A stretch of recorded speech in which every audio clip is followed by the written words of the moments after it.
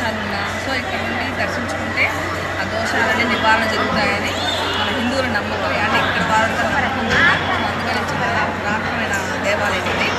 శనీశ్వరుని దర్శించుకున్న తర్వాత శివలింగాహారాన్ని దర్శించుకొని మేమైతే అందరం ప్రశాంతంగా దర్శనాలు కంప్లీట్ అయినాయి. దేవాలయం ప్రాంగణంలో కూర్చోన్నాము. కొంచెం మంచిగా తీసుకున్న తర్వాత నెక్స్ట్ అయితే మేము తిరుక్కడియాలకు వెళ్తామండి. తిరుక్కడియాల్లో నైట్ స్టే చేసుకొని రేపు మార్నింగ్ నెక్స్ట్ డెస్టినేషన్ ప్లేస్కి అయితే రీచ్ అవుతాము.